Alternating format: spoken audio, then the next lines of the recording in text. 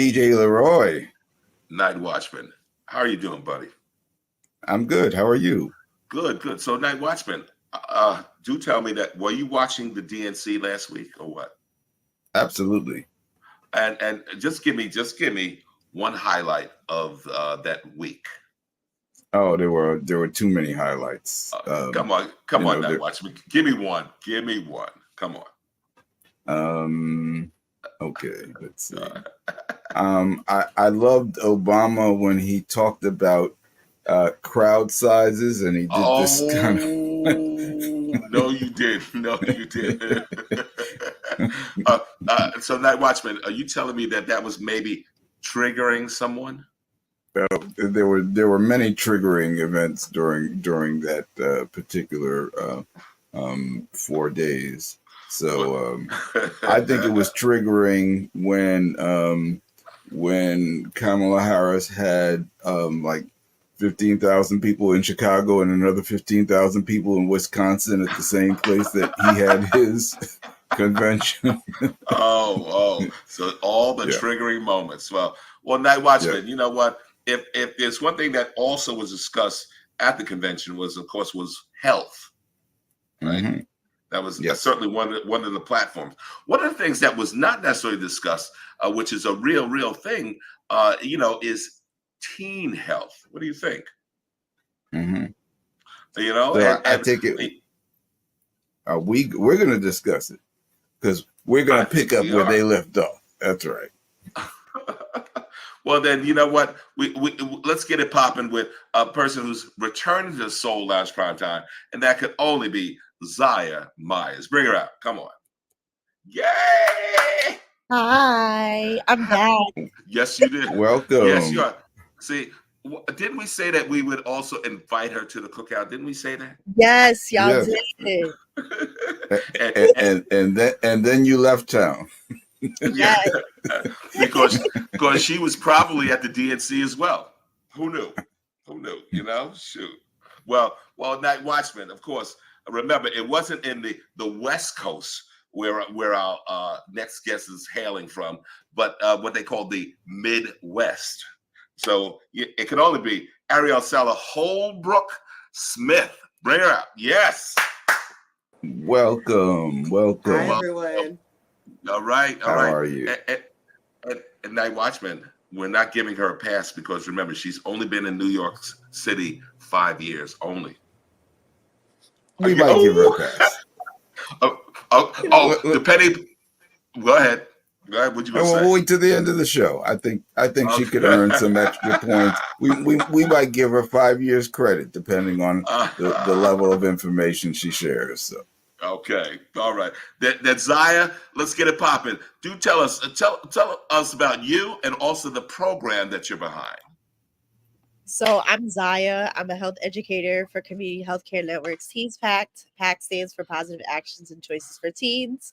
We provide reproductive health services between the ages of 10 to 24.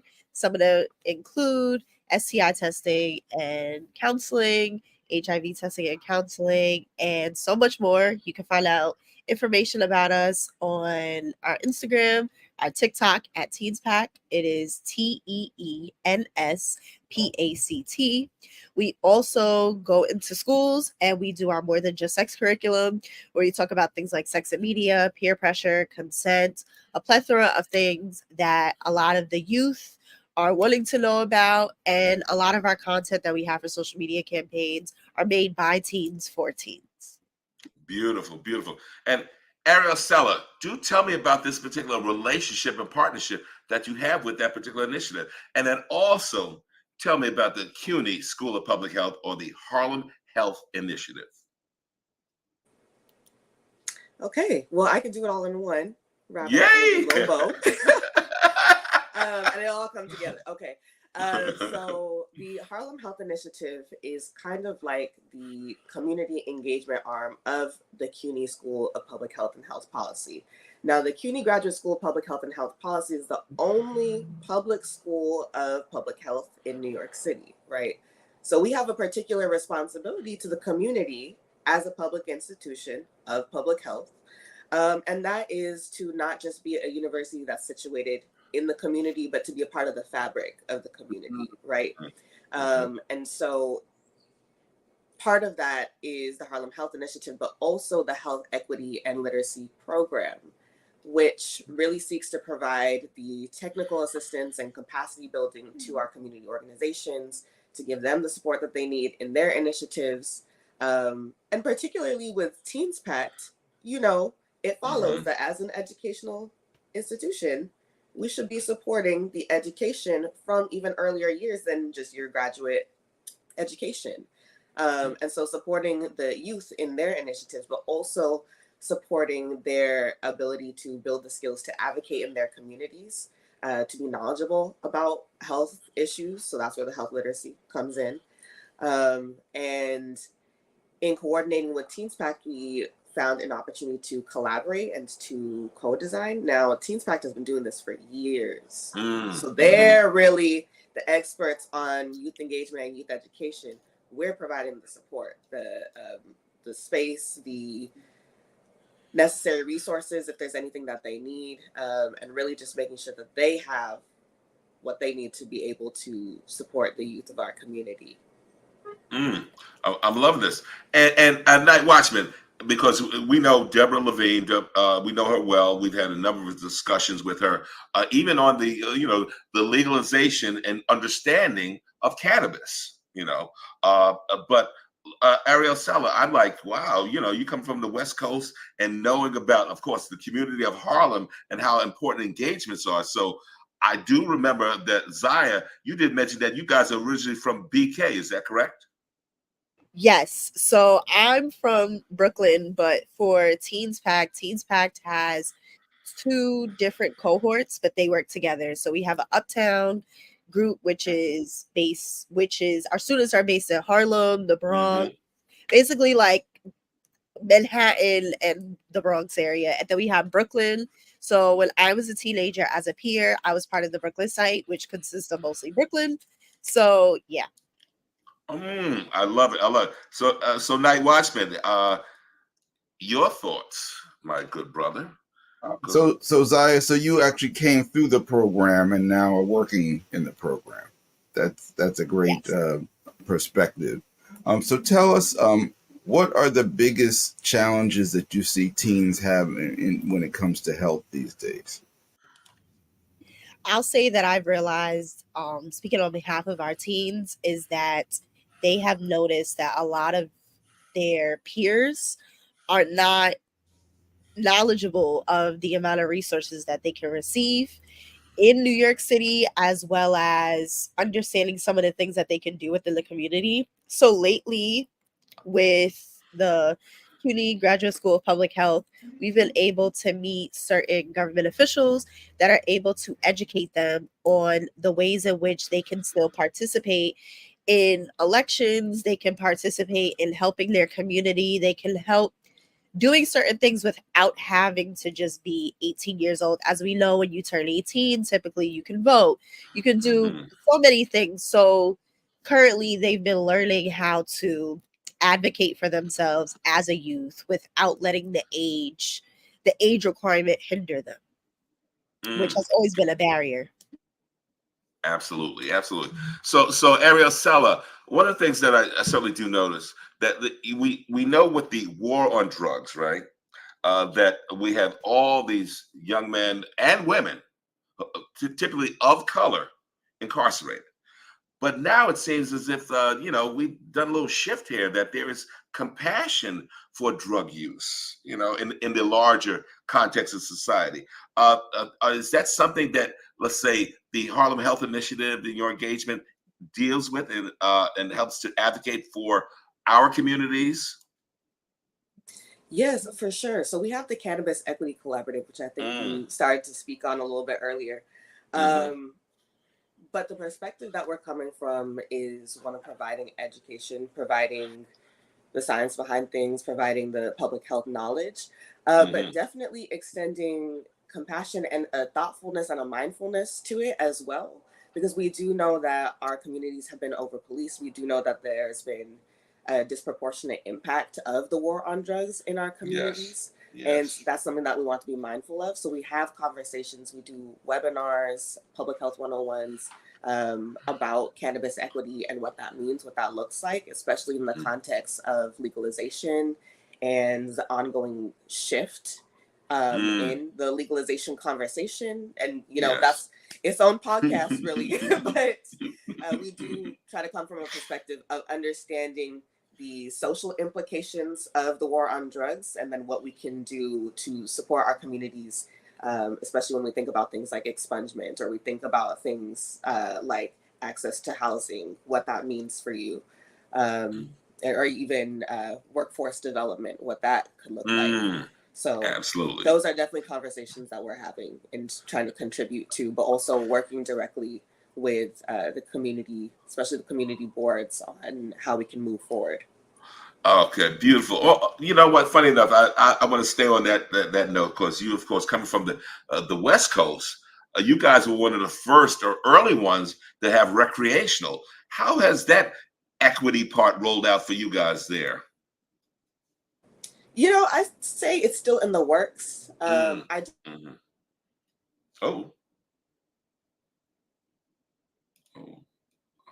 Uh-oh. Let's see.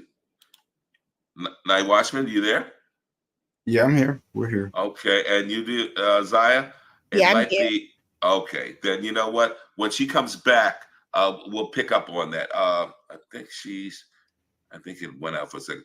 So Ziyah, do tell me now. I certainly do know that one of the things that you do, of course, tackle is depression. Tell us about that particular cohort and what the program does with the teen depression. So as we all know, that due to COVID and the quarantine that lasted for months in 2020 still has some effects on our youth today. And because of that, it has caused a higher rate of many students in high school to deal with mental health issues. And because of that, you know, it's important for us to find ways to educate the youth on certain mental health, you know, self-care rituals that they can do. So Teens PACT has been making its initiative into providing certain workshops that discusses that. And then also on our YouTube, we do have our Teens PACT videos that have some videos that talk about self-care, talks about, you know, working with others, stuff of that nature. And then also we still have our program, and youth can still participate in applying. Currently applications are closed, but then when the cycle reopens, you know, youth can still participate in signing up. So those are some of the ways that we are trying to tackle the mental health, you know, epidemic basically happening, essentially. Gotcha. And Arielsela, so I know you were about to tell us about the rollout of, let's say, cannabis equity in the West Coast, and how's that going? So continue. Yes, thank you. So I was saying that it's definitely still a work in progress. I remember as legalization was happening, all of the conversations, especially around the impact on marginalized communities. But it's still very much in conversation. Now, what's been interesting about working in New York and working in this context is the equity first approach, and all of the efforts being done to make sure that there is giving back to communities that have been disproportionately impacted by the war on drugs. And so I think there's still a lot of learning and a lot of conversation to be had in terms of those efforts. Gotcha. And certainly, while I absolutely agree in terms of over policing of our community during this quote war on drugs, I believe that it should be legal, and that in terms of the means of production, we people of color, we should own that. Okay. However, I will also say that you cannot do it 24/7 and be productive. Now, Arielsela, I mean, do you also deal with teen addiction problems there? Yeah, I mean, a lot of what we have been focused on has been adult use. With that being said, there's definitely a conversation to be had amongst teens and among youth, and I know that Ziyah has spoken to that a little bit. And so part of that is also drawing in the experts that we have within the university, because there are folks who deal directly with these issues and have the subject matter expertise regarding substance use generally, but also around cannabis legalization. And so trying to pull in folks both from the university, but also from the community who might have expertise in this, and trying to have those conversations, because it's definitely happening amongst the youth as well. But how can we educate, and how can we make sure that people are making informed decisions? Beautiful, beautiful, and certainly Night Watchman. When we were growing up, I don't remember us really even having any programs that helped us with our angst. Because I definitely had certain angst as a teenager. With guys like you picking on me and whatnot. So I didn't know where to run. But having Ziyah, help me, Ziyah, to tell me where can I run to? Does the program go into some of the schools with engagement, or what?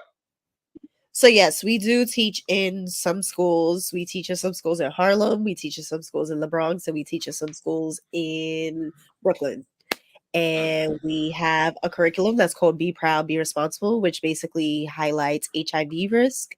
And it also highlights birth control. It talks about condom use and things of that sort. And then we also include our More Than Just Sex curriculum, which, like I said, has a plethora of different topics that we talk about that's outside of just talking about like sexual and reproductive health. So yeah. And we have like one that talks about sex and media and stuff like that. So yeah. Beautiful, beautiful. And Arielsela, I mean, one of the things I'm definitely going to give you some props, because prior to, of course, Ziyah and her program, I don't remember you guys really having any, let's say, teen or youth engagement. Is that correct? Yeah, so this is actually a new partnership for us. And so I will say that the Health Equity and Literacy program, which I manage, is also relatively new as well. And so nice. Okay. Just in a larger context, the university is relatively new. The Harlem Health Initiative is newer, and then the Health Equity and Literacy program is even newer than that. So it's a lot of paving the way and defining and creating how we're supporting the community. And so this is kind of a newer realm of partnership, is trying to work with the youth who are our present and our future. And so we want to make sure that we invest in them. So Arielsela, can you differentiate between health equity and health literacy? Yes. So they kind of flow into each other. I would say that health equity is kind of the broader topic. Equity, as we know, deals with tackling those systemic barriers. All of if you think about, sometimes we talk about the social determinants of health. So things like having access to good housing, having access to food, having access to healthcare, all of that goes under the equity umbrella, right? And so when we talk about health equity, we're talking about all of the things that contribute to you having good health and people being able to have access to those things, right?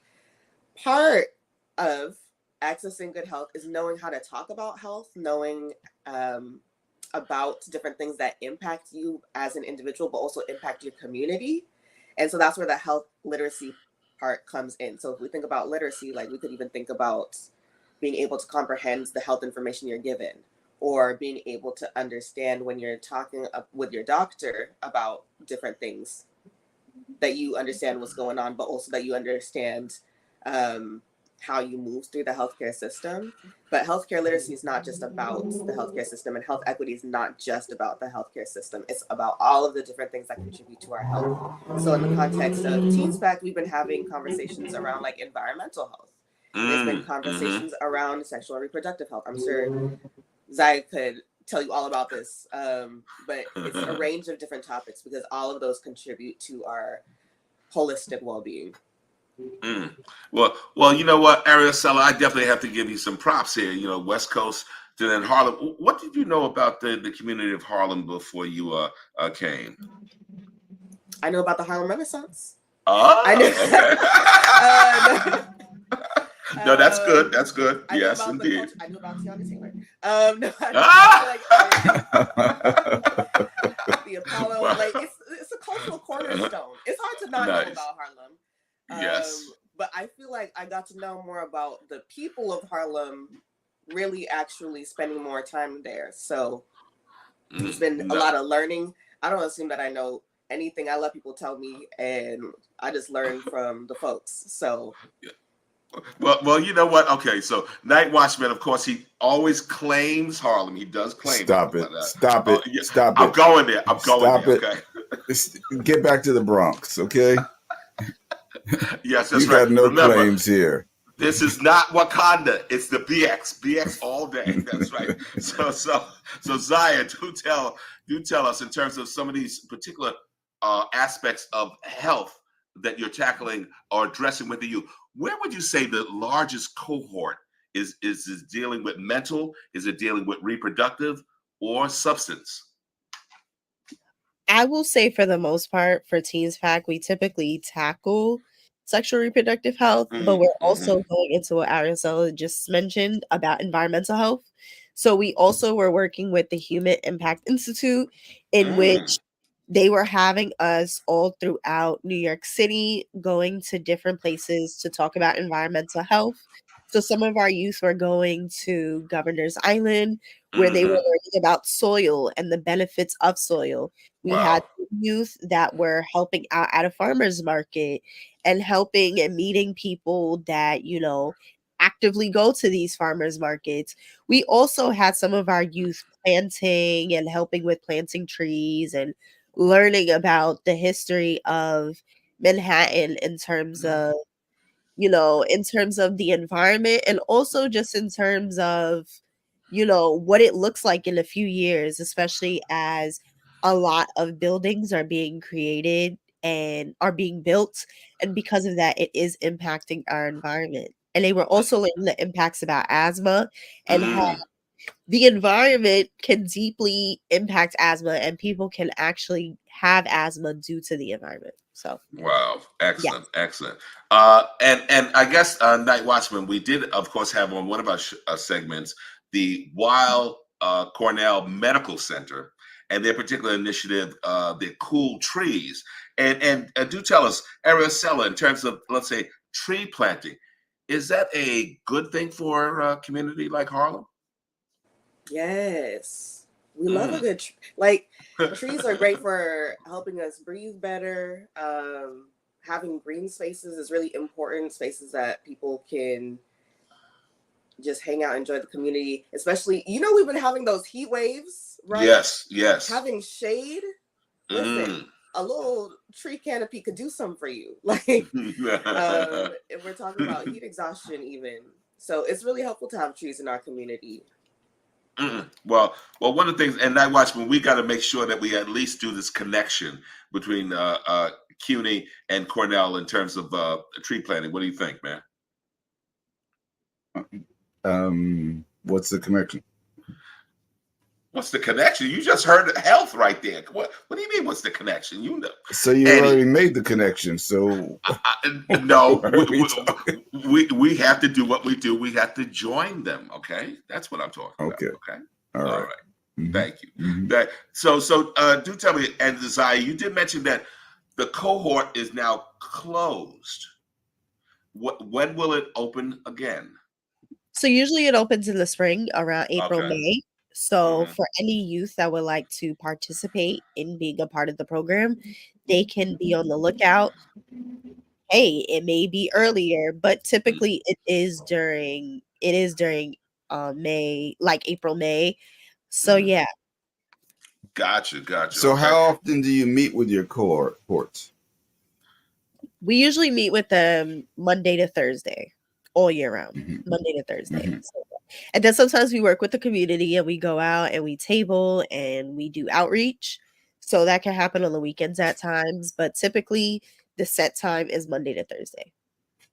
So Gotcha. Okay. Because one of the things I'm wondering about now, You know, teen, a lot of times, and you know this pretty well, that they don't necessarily want to get involved with something unless they see a benefit, and sometimes that benefit may be in the form of green. Is there compensation? Yes, they get a stipend. So yeah. We don't Okay, leave them they hanging. They do. get a stipend. Gotcha. So Night Watchman, yes, we do see that there is that particular benefit there. But let's say, what about some of the older folks, Arielsela, and the adults? What about them? They a lot of times also want to know what's in it for them. Is there compensation on that end from the Harlem Health Initiative, or no, Mm. for engagement? I mean, we could always offer food. We actually do work with an organization in Cope, and they always get fed. Honestly, sometimes I come downstairs to be like, "Hey, what is Cope eating today?" And they focus more on older adults and working with them. But it's all collaboration and co-design, and so if we can figure out a way to make sure that people are being compensated for their time in some way, then Yes. that's what we like to do. That's good. One of the things I definitely heard, and Night Watchman, once again, I'm hearing another connection here. One of the organizations that's right in Harlem, and Arielsela, tell me that you know them, and that, of course, is Harlem Grown. I actually have heard a bit about Harlem Okay. Grown. Okay, because I'm thinking at the very least, you say education and engagement, letting folks know of any age about the benefits of, let's say, healthy eating, because we certainly do know a community like Harlem and other communities of color. Can you say obesity and diabetes? All of those particular conditions exist because of the poor eating choices that may exist. I mean, there's that, and we can also think about food deserts too. People not having access to healthy options is also a challenge. Like, where are your grocery stores? Where are right? Because it's not just about choices, because those choices are made for you based on what's available in your neighborhood, and that's an issue. And it's also a big issue in the Bronx. I don't know, Curtis, if you know about the Not 52 initiative in the Bronx. No, do tell, Night Watchman, please. So out of all of the counties in New York State, Bronx came in last in health outcomes. And so obviously people in the Bronx wanted to address that. So they formed a Not 52 coalition to really bring attention to these issues. And it's a combination. It's all the things you mentioned, food deserts, environmental factors, all these things, because you have the whole NIMBY, not in my backyard effect, where usually subway and bus terminals are put in our communities. Those are the things that raise the asthma rates. Same thing in the Bronx. There are areas with chemicals and there's just a lot of stuff. I mean, there's radioactive stuff that gets shipped routinely through our streets. So there are a lot of environmental issues that are quietly put in our communities because we often don't have the same type of political clout that other neighborhoods have. So these are things that affect, and that's why the work that these organizations are doing is so important. Absolutely. Well, one of the things, certainly, and thank you for that, Night Watchman, that I'm wondering about, let's say, We Act for Environmental Justice. Tell me about, do you have a relationship with them as well, Arielsela? Yes. I feel like I am constantly seeing folks from We Act, like when I go to community board meetings, especially. Yes. They're super involved with the community. And so I've had some conversations with folks from We Act about, like, for example, promoting their stuff in our newsletter. So we have a biweekly newsletter that goes out with community information. And so I try to promote their events as well. But definitely hoping to build further collaboration with them. They do a lot of work in the community. Absolutely. And I do notice that you, with a smile, you said engagement through the community board. How have your meetings at the community board gone? And I'm assuming community boards tend 9 and 11 or what? Yeah, so 9, 10, 11, and 12 Oh, actually. okay, So we okay. also have been, we're expanding. I love it. Yeah, so it's really Harlem and Upper Manhattan. Yes. So we work with those 4 community boards right now. There's a lot of different collaborations that go on year round. In particular, like we talked about the Cannabis Equity Collaborative earlier. That is a collaboration that we have with all 4 community boards. We work together on webinars, so educating the community. But yeah, a lot of ongoing partnerships there for sure. Beautiful, and of course, you've had engagement with one of our guys who we love, Charles Johnson at CB10. Yes, all right, there you go. And do tell me, with Ziyah, tell me that you know about Harlem Grown, because I'm thinking in my head, and NightWatchman, this is really true. With Tony Hillary, how does he do his engagement with young folk at Harlem Grown, man? Well, I mean, his engagement, that's what they do, so it started out with, they have programs in a number of schools in Harlem.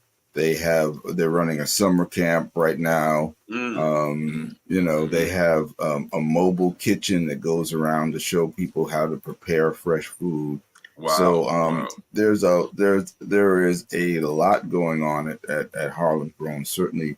And Harlem Grown, they grow organic food in their several locations in Harlem, but the growing is a vehicle, and what their real focus is basically growing healthy young people. So that's their mission, and they've done a tremendous job with it. And we've seen the arc from people who start very, very young and who've gone through the program and gone to college. And so they put kids in college, they put people on track, to understand agriculture. And certainly, these organizations we're talking about are, I feel, pillars of the Harlem community. When you talk about We Act is probably, one of the premier environmental justice organizations, not just in New York City, but probably in the nation. We Act is the reason why we have hybrid buses in New York. That's part of their work. And their initial work started out with environmental justice around the Riverbank State Park and a sewage treatment plant that exists there. That's right, the North River Sewage Treatment Facility. Absolutely right.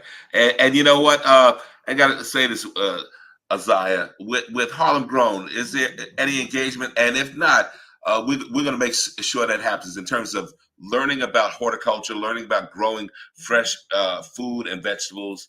Is that something that you think your young people might be interested in? I think they would actually like that. For the most part, like I mentioned before, a lot of our youth this summer were actually working with environmental programs. So I think that they would actually love them. Okay, perfect. And NightWatchman, we're gonna make sure that happens. But now, Arielsela, okay, this is just a question because I just want to know. In terms of your program, the CUNY School of Public Health, what are the numbers in terms of, let's say, Black and Brown folk in the program? Do we have a good representation of our community? So I would say, I can't get you the actual physical numbers. I don't know those off the top of my head. Okay. But I will say that a lot of the students at the CUNY School of Public Health are students who are coming from the community, and then once they're done, go back into their communities and apply those things that they have learned, which I think is really beautiful. Community health is such a huge concentration at the school, and I think that really speaks to the community-based mindset that a lot of folks are coming in, that they want to take this knowledge and apply it to the places that they're coming from. Love it, especially. And Arielsela, another thing. So we certainly do know about the in terms of the eating choices, the food desert, and whatnot. One of the other things in our community is violence. Sometimes the easy access to, let's say, guns. Is that also something that, let's say, your program addresses? So currently, we don't really have a program that's speaking specifically to gun violence, but something that we do know about violence is that sometimes it is tied to socioeconomic challenges and it's tied to other things as well. And so there is kind of an indirect addressing through some of the other issues, but who knows, that could be on the table in the future. We tend to do a lot of things that are community led, so it's not even always us putting the foot forward in the room. Right. Sometimes it is about us seeing what is going on and seeing what folks are talking about, caring about, trying to put forth initiatives on, and then we support those. So no, And there's another organization that you should connect them with, since you are doing all the connections today, and that is Street Corner Resources. Why did I know you would say that? But also, you probably will want to say Harlem Mothers Save. Okay. So yeah, as you say, we got options and choices. And Ziyah, you tell. Go ahead, because I'm going to Street ask. Corner Resources has, they are very heavily engaged with teens. So I think that there is a natural synergy with them. Not that the mothers is just as important, but since the focus we're talking about is engagement of teens in health and well-being, and Street Corner Resources has certainly taken on the issue of gun violence and violence in the community. Gotcha. Okay, now that's good. So Ziyah, and certainly that is one of the things that we know: gun violence, teen violence against one another, feeling disrespected, feeling that I don't belong, and wanting to retaliate. Is that something that you address in terms of lowering the temperature, so to speak? We do attempt to make initiatives. Like, the biggest highlight of them all is providing youth with resources to be able to, participate in certain programs, and allowing them to understand that there's more that they can do in their community aside from heightening, the higher percentage. Because as many folks have noticed, and as many folks have realized, that going back to COVID, that there had been an uptick in terms of violence, and a lot of that had to do with youth not really finding much resources and deciding that there are certain outlets that they can go into to utilize. So by continuously promoting programs like Teens PACT and other programs that are actually trying to get more youth to do things outside of things that can potentially harm them, that's been our number one goal. Gotcha. No, that is good. And certainly you now coming from the west to the east, whenever I thought about, let's say, the West Coast, LA, yes, I thought about Boys in the Hood. Yes, I thought about Drive-By, Bloods and Crips and so forth. Have you seen that level of violence, that level of, let's say, a wanton disregard for, let's say, life, to be as prevalent in the community that you serve now, Harlem? That's a tricky question. Because sometimes there are common themes, but like things will show up different. Like, you see people struggling, Yes. You see people battling with trying to, access resources, and that's just kind of, I don't want to say a universal thing because it's not really like a one shoe fits all, but some things there are patterns, Okay. And I can't say that anything is necessarily the same, but I will say that each city has its own unique set of challenges, and sometimes it's folks just trying to make do, which is not to excuse violence at all, but sometimes you can see some patterns and root causes of things. Gotcha. Well, one of the things now, you said that your program has engagement with all 4 community boards that govern Northern Manhattan, 9, 10, 11, and 12. So now tell me that let's say, if you had to look at 9, 10, 11 separately, what would you say are the key indicators of certain things that are causing them issues as it relates to health? One thing that we're actually seeing a lot I'll say that I have been seeing a lot is a lot of conversation about mental health and access to mental health issues. We just did a webinar collaboration with Harlem Hospital to talk about some of their outpatient services and some of the mental health services that they offer, which are accessible to, or I'll say that they're available to folks in all 4 of those community boards. And all 4 community boards were supporters and sponsors of that webinar. So it's also about making those bridge building, actually making those connections so that folks know what they can access, but then making sure to promote information about what's available. Because if you don't know that services are available, how are you supposed to access them? And if you don't know where to go for services, because you've got to have this information before you actually are in crisis, right? And so it's making sure that folks stay connected and that we're able to share what's available in the community. But mental health has been a huge conversation, especially in terms of where are the facilities, how can we access them, and things of that nature.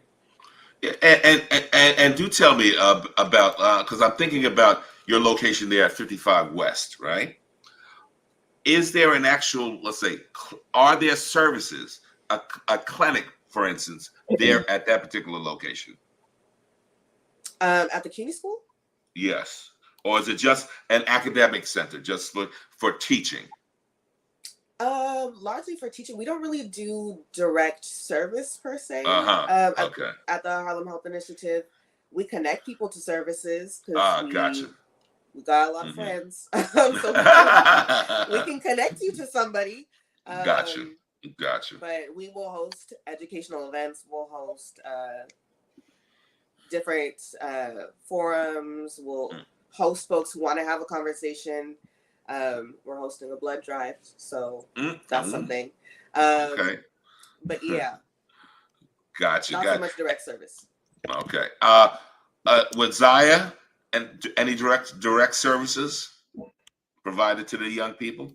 So the youth, so not just youth, but so we are under Community Healthcare Network. So if you would like to find out the nearest clinic nearest you, you can go to chnnyc.org and you can put in your zip code and you can find the nearest clinic nearest you to get any type of health services that we may have, along with going to our Instagram page or our TikTok where we have a link tree in which you can go to our website and do the same thing.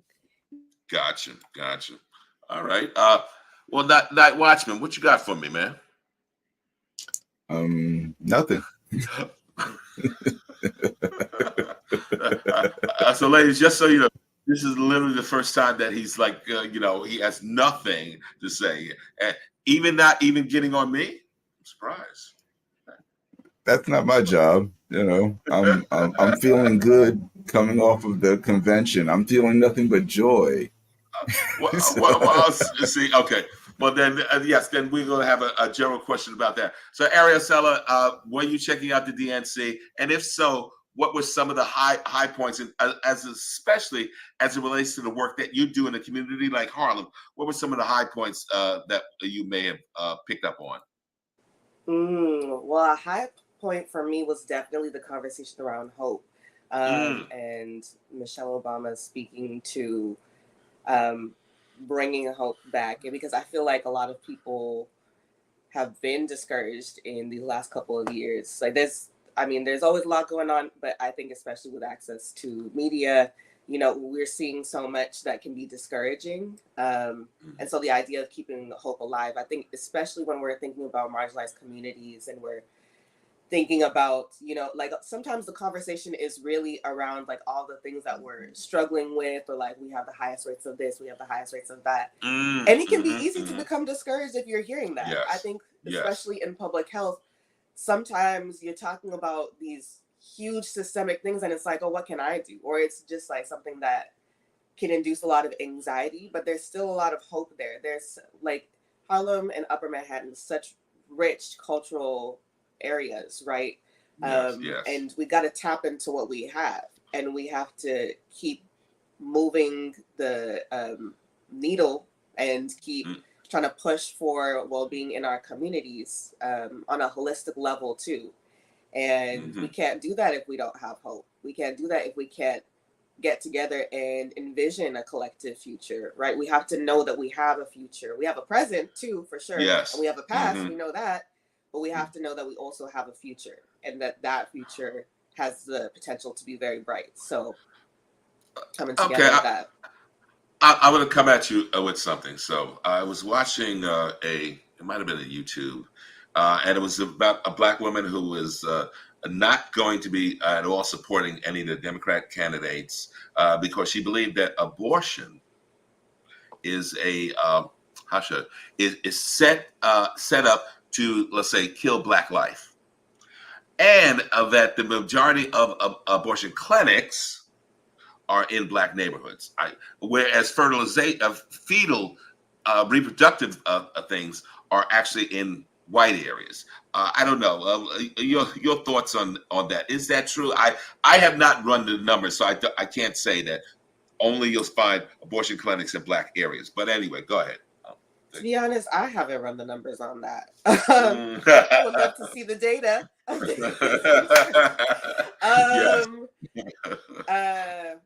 And so I don't know that I could speak to that specifically, but I can say that honestly, there are many layers to the conversation. One of those layers is thinking about access to the whole suite of reproductive care, for one.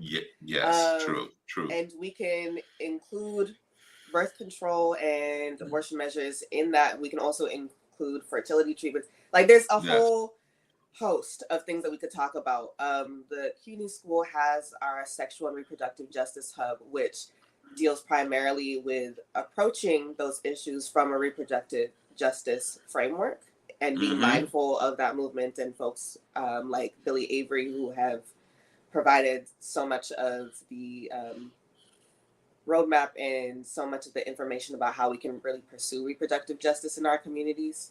And so it's honestly, it's a larger conversation. That too is its own podcast.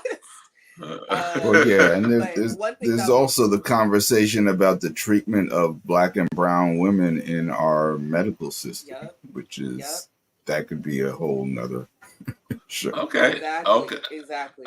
And making sure that there's culturally competent care, right? Well, Arielsela, just be ready, because we may tap you to be an interviewer. Just so you know. Okay. So all right. so Ziyah. So in terms of the reproductive health and whatnot, is there assistance? Let's say I'm a young lady, I'm a teen, but you know what? I want to have the child. Are there services that you can wrap around to make sure that the young lady who makes that decision to keep a child, is given some good advice, some good care? So CHN, the program that Teens PACT, the organization that Teens PACT is under, does have family planning services for anyone that would like to, plan for a child, things of that sort. Gotcha. Okay, so there is that type of care, where you discuss that I really want to do this, or you know what, I'm not ready. That in other words, the choice to terminate a pregnancy, is that also available? I'm not too sure if CHN directly has a service for that, but I do know that they do provide referrals to help those in which, if they would like to receive that service, to get, so they'll give them a referral. Gotcha. Okay.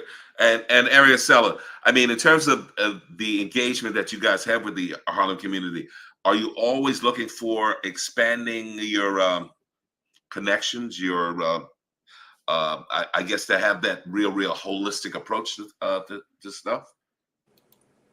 Yes, we are. So we're always looking to serve our community however possible, but also supporting a wide range of health issues. And, you know, sometimes it's not even, maybe it's not even a direct collaboration with us.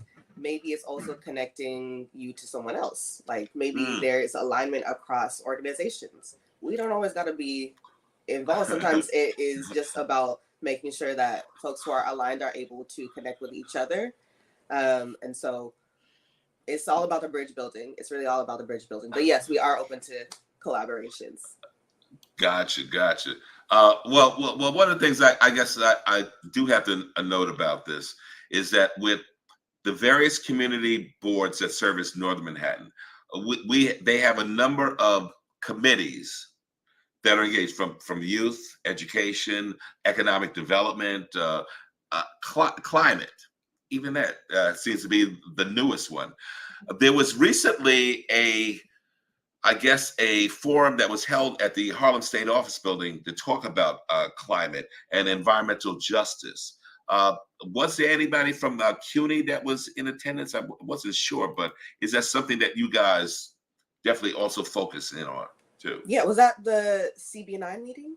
No, it was at the Harlem State Office Building, which typically gotcha. So attend. Yeah. Okay. Yes, okay, correct. But I was wondering whether or not, because it was good, they had this brother by the name of Elijah Hutchinson, who is the chief environmental officer under Mayor Adams, and they also have a report, which, by the way, I'm going to see that I get you guys a copy of that particular report to talk about some of the hazards in the community. For instance, in East Harlem, you know, there's the East Harlem Burial Ground. But where's the burial ground?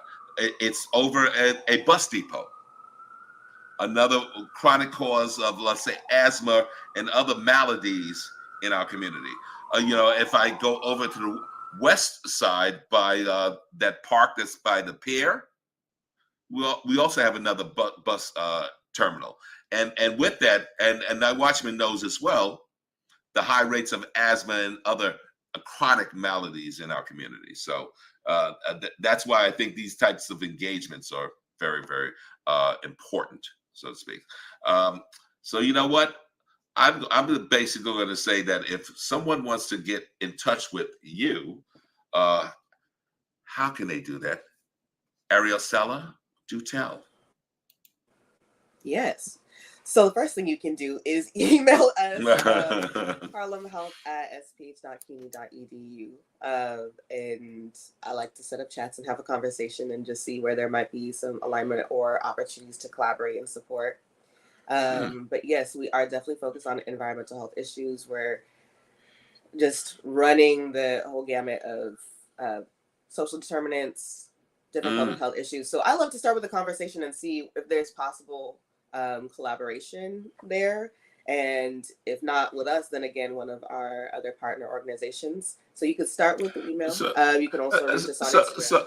So for instance, give me a list of some of those partner organizations that you are referencing. Okay. I was like, where do I start? So for example, we have Harlem Strong, who works. Absolutely. Yeah. Okay, so you're familiar with Harlem Strong. If folks are listening and not familiar, that is mental health coalition building. So that is one I mentioned. COPE. Teens PACT is one of our major partners. Nice. And we are also working with, honestly, there's a lot of partnerships coming up. We're working with Marcus Meets Malcolm to help. Oh, yes. Dr. Cheryl Smith. Love it. Yes. All right. Nice. Okay. And then again, working with the community boards. Honestly, it's a list. Well, Arielsela, I don't want to do an email. I want a general phone number. What's that number? Oh, general phone number. You know what? Go ahead. I won't even lie. There's not a direct office line, so usually it's somebody contacting one of us directly, which is why I start with the email, because you get a direct point of contact from there. But we're pretty responsive on the email. Okay, all right. We NightWatchman, we will go with that. Okay. Yeah, you know, Gen Z, they don't like to use the phone. Not like that. Gotcha. So Ziyah, do tell, how does one get in touch with you? and the program? So you can find me on Teens PACT on our Instagram. Like I said, at Teens PACT, TEENSPACT. And you could just DM them and ask, hey, can I speak with Ziyah? So yeah. Okay. So Night Watchman, like I said, phones are dead. Is that what you're telling me, huh? Hit me up on the IG. It's a whole different thing. Wow. Ladies, this has been a great conversation. Night Watchman, will they be invited back to the cookout or what? Absolutely. Even from the And West we'll have Coast, to whatnot, find a she place did. with. Go ahead. We have to Go find ahead. a place with cool trees that we can sit underneath. Ooh. Very, very good. So, Night Watchman, would you like to take us home or what, man? Okay, well, you've been listening to Soul Lounge Primetime on WHCR 90.3 FM, the voice of Harlem. Also live streaming on YouTube and Facebook. You can always find us on Monday evenings, 7 p.m. on the radio and 8 o'clock on YouTube and Facebook. And we thank our guests for coming on, sharing their insights and experiences. And thank you for the work that you're doing with the teens in our communities to help them enjoy the benefits of health and well-being. Yes. And of course, Arielsela, some of those particular other topics that you reference, like I said, be prepared. You'll be getting a call. All right. All I'll keep the right. line open. Okay. So All right, folks. For all of y'all who have not yet submitted your headshot and your brief bio, please do it, or else he's going to get on me, and I don't want it. Please. Okay. Will do. Thank you. All right.